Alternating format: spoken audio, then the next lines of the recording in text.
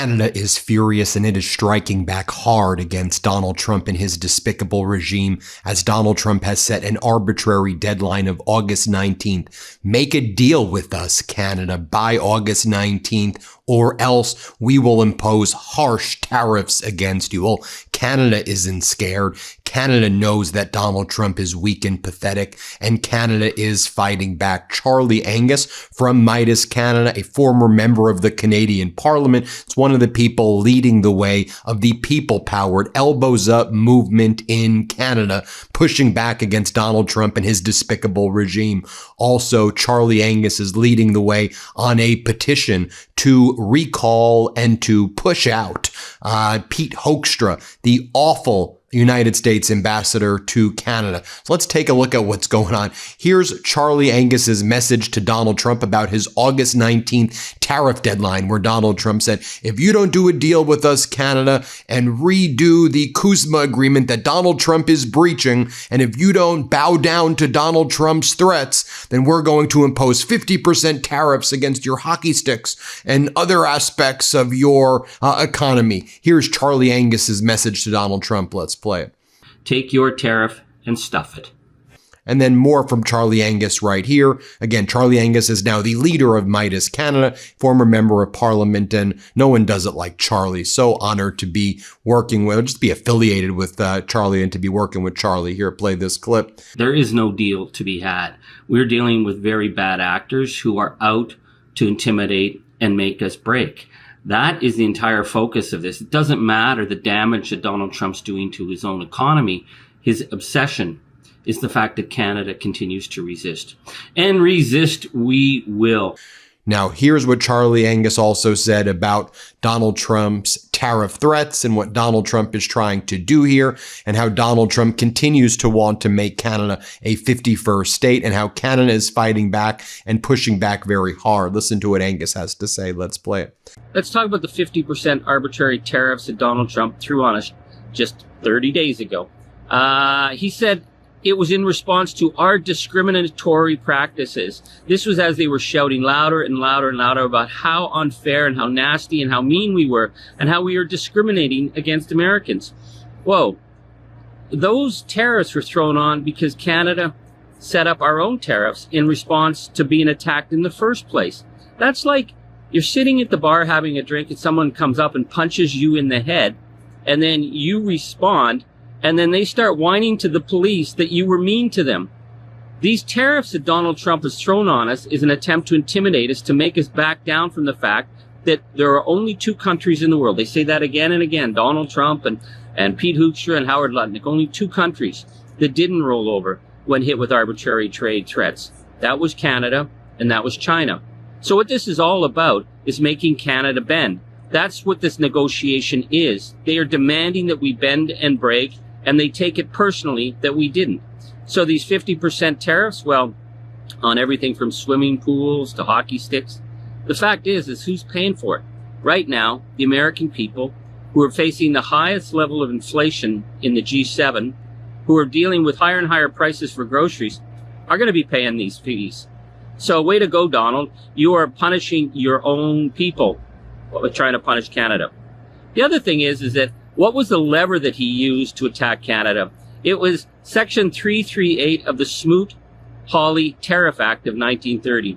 Now that Tariff Act is so notorious, it is recognized as the worst piece of economic legislation in economic history because it plunged the world into the Great Depression. No American president has ever even tried to resurrect the Smoot-Hawley Tariff Act because it is such a destructive and stupid tariff tool. But Donald Trump's using it, and he's using it to the maximum ability he can, 50% arbitrary tariffs, because he really, really wants to punish us. More from Charlie Angus right here, where he talks about how because of Donald Trump's behavior, Canada is now opening up its market to China and elsewhere, which it wouldn't have done before. And now Donald Trump's like, no, you need to just do deals with the United States. You can't do deals with China. And Charlie's like, well, what do you want us to do? I mean, you treated us like crap. This isn't the past relationship anymore. We're going to be looking to do other deals. We're going to be circumspect about it, but we're going to look to open up our markets. Like China EVs may make sense in certain areas. And then Charlie Angus continues to talk about how Canada is prepared for the fight against the Trump regime. Play this clip. And then the other element is China. Would Canada give up now its open access to China and the fact that we're allowing Chinese EVs in with the proviso that they start setting up operations in Canada? You know, a few years ago, it would have been a pretty straightforward ask for the government of the United States to say, we don't want China, we want to maintain a strong North American market. Well, that would have worked. Canada was more than willing to be part of the strong North American market. Donald Trump is demanding this hemispheric response and to making America strong in the hemisphere. Well, he had that with Kuzma. We were more than willing to be the little brother. But we are not going to walk away on trade deals with Europe and China now because we understand how arbitrary and dangerous the United States is at this time. These are my thoughts. The Prime Minister is going to do what he has to do. He's going to go down. He's going to negotiate in good faith. But he knows that there's no good faith on the other side. Are we going to get a trade deal? I doubt it. And if we give up something as powerful as the boycott on alcohol, a symbol that drives the United States crazy, then we will have surrendered and shown the white flag. And that's all Donald Trump wants. He wants us to show the white flag. He wants us to bend the knee, and then he'll come back for more. Well, he's not going to get it. And I think the Prime Minister is hearing from Canadians loud and clear that they're willing to hold the line. They're willing to have the conversation about what it's going to take to maintain our economic independence when our next door neighbor has turned to gangster politics. As far as what Donald Trump is doing with the American economy, well, it's getting more and more fragile there all the time. They've lost jobs. They lost jobs last month. We added jobs. So what did they do? They tried to blame us. They said that we were doing terrible.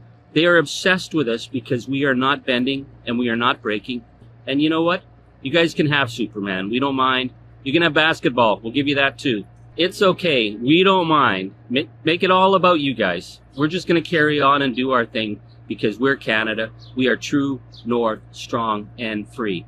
What I found very fascinating about Charlie and what he's building with Meidas Canada, it's the same thing we saw here to some extent in the United States with our corporate news so not aligned with where the people were.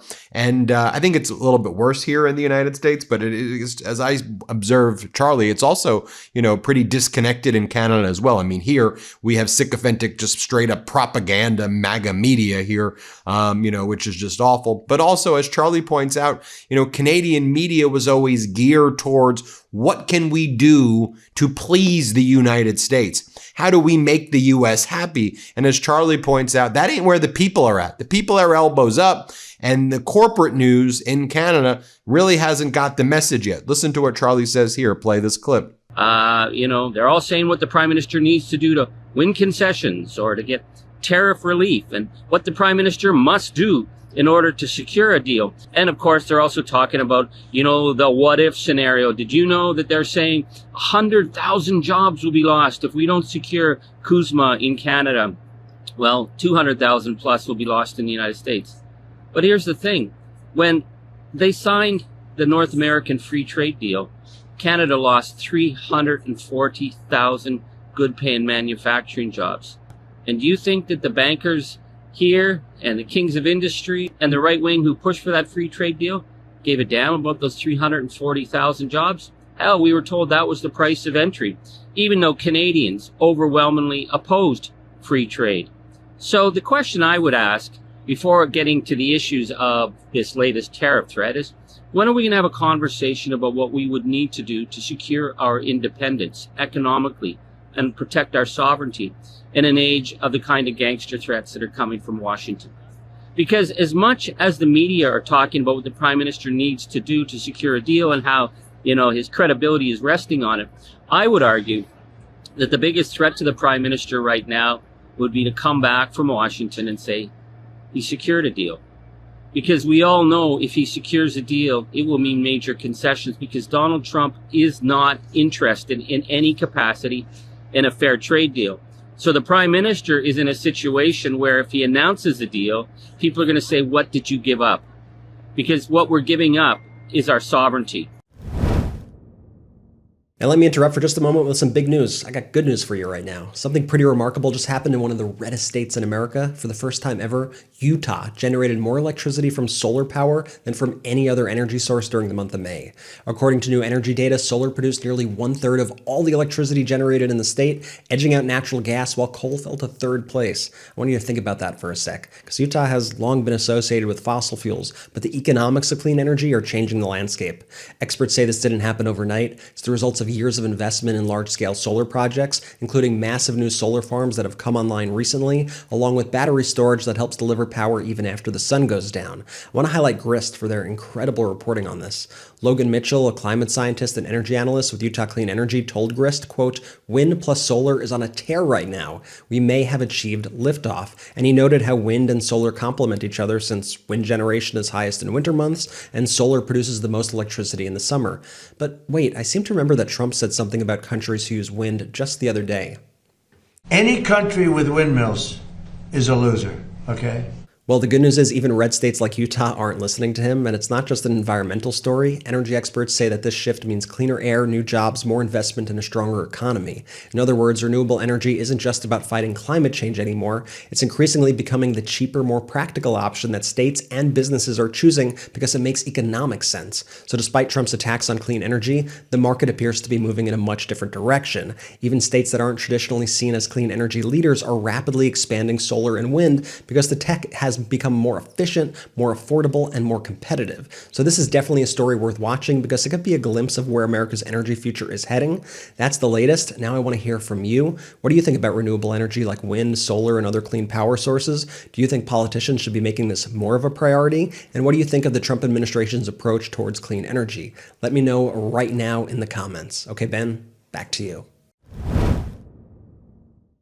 And then Charlie talks about some victories for people power recently as well. He talks about the petition that he's helping in Canada, and he encourages everybody to sign the petition. So listen carefully, everybody in Canada, that is, to sign the petition. So if you're watching in Canada, you can listen to what Charlie's saying here, but you probably have seen this before. But he's also talking about elsewhere, Greenland, for example. Just, this pro-democracy community that I talk about all the time is international. We're united internationally across borders because the fascist threats are international, right? I mean, the Trump MAGA stuff here, you got Pierre Poilievre in Canada, you had Dutton in Australia, you have these types, you have Reform Party in the UK. I mean, you have this all around the world right now, and this is an international issue. Here's what Charlie has to say. Let's play it. On the extraordinary impact of people power. Look at Greenland Energy, the Texas-based company that was going to have an illegal incursion into Greenland. I guess they thought that Donald Trump would back them up, that the far right in America would be all over this, and that they would intimidate Greenland. And Greenland said, I don't think so. And what happened? 50% of Greenland Energy's stock value disintegrated in a few short days. So as for Stampede Drilling and the Gagne Transport, they've been hammered with people from across the country and around the world who've been phoning them and demanding that they respect the laws of Greenland. And now they're saying, well, if we are going to go to Greenland, it'll be because there are permits in place. This is what happens when people speak up. The bullies don't get their way, and we push back.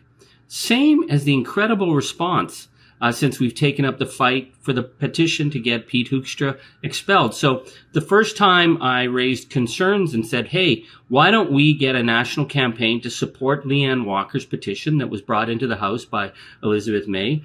At the time, they had 14,000 signatures.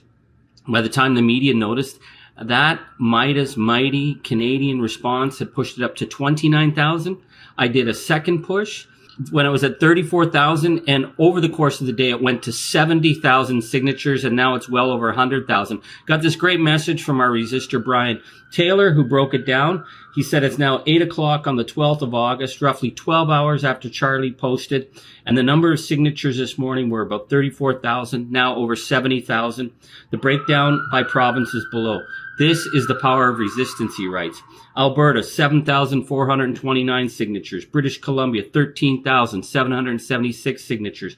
Manitoba, 2,816. New Brunswick, 1,802. Come on, New Brunswick. You guys can do better. Newfoundland and Labrador, 908. Come on, guys. Pick it up, pick it up. Northwest Territories, 105. Come on, folks. Nova Scotia, 3,002. Nunavut, 14. Ontario, 30,684. Prince Edward Island, 509 signatures. Quebec, 8,477. Saskatchewan, 1,786. And Yukon, 125. So that was when it was at 70,000 signatures over the course of that day. We're over 100,000. Let's keep going. Let's get this to be the biggest petition in Canadian history. Petition E7531. If you haven't signed it, just go online. You can find it. If you're a Canadian citizen, sign 7531. You need to basically give your name, your address, your phone number, an email. The Parliament of Canada will then register it. They will send you an email to confirm that it is you. And then once you confirm, your name will be added to the list. This will be brought to Parliament. This is people power. So anyways, it's happening, my friends. We got to keep reminding ourselves about how strong we are when we work together. And then just to prove the point, what was it, 24 hours ago, 48 hours ago or so, you had this pathetic little Jamieson Greer, the U.S. trade representative, this whiny little loser guy, you know, who's like, we're mad at Canada. Canada, we're mad at you. I mean, this guy, Jamieson Greer, is just, this guy is such a freaking loser. Listen to what he says. Play this clip. Well, I would say that those duties, if you look at what was put out, the legal basis for those duties, the policy basis for those duties are related to measures that Canada took against the United States. So I've got two countries in the world that have retaliated against the United States for trade measures. The People's Republic of China and Canada. That's not the kind of company you really want to be running in. And so we have three issues where Canadians have banned the sale of American wine and spirits in Canada. You know, for everything that we've done in the Trump trade administration of essentially assessing a fee on foreign goods made by foreign workers, we're not in the business of banning these things from Canada. So that's interesting. So that has to be resolved. We have an uneven dairy treatment.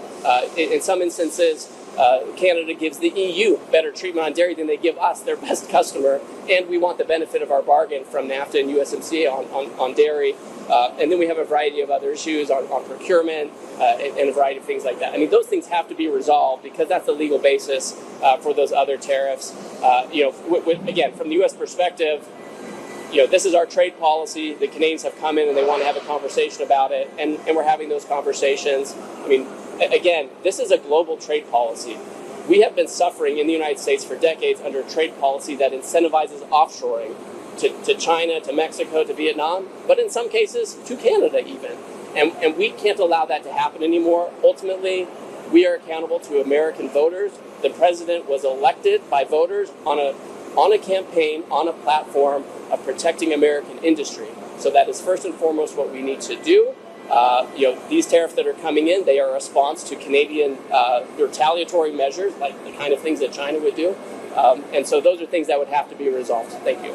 And then he's like, for more than decade, like 5 decades, Canada's just abused us here in the United States. Canada's been so mean to us. I mean, it really takes weak and pathetic losers like Jamieson Greer and this Trump regime to look at all the issues in the world and go, you know who's been treating us unfairly? Canada. I mean, it's just so utterly pathetic. Listen to what Greer says. Let's play it. Well, I suppose what I would say is for decades we have had major trade issues with Canada. So when you say 1 or 2 issues, that would be nice if it were 1 or 2 issues. There are a lot of issues, and we're speaking about all of them. I won't give any more detail than that, other than all these things that we have been concerned with for decades on the U.S. side. We have been raising them. We continue to raise them. And I think that any potential resolution has to include all of these or a pathway forward for them. Thank you. Again, I want to give an elbows up shout out to all our friends in Canada. Maple Meidas, what's up? Great to see you all. We're in this together. Let's keep fighting together. We appreciate you. Hit subscribe to Meidas Canada. Meidas Canada, a force in Canada right now and internationally. So amazing to see the growth there. Thanks for watching, everybody. We appreciate you so much. Breaking news right now, my brothers and I wrote a book. It's called WTF America. And well, doesn't that just say it all? It comes out officially this October, but you can pre-order your copy today. Just scan the QR code or click the link in the description below.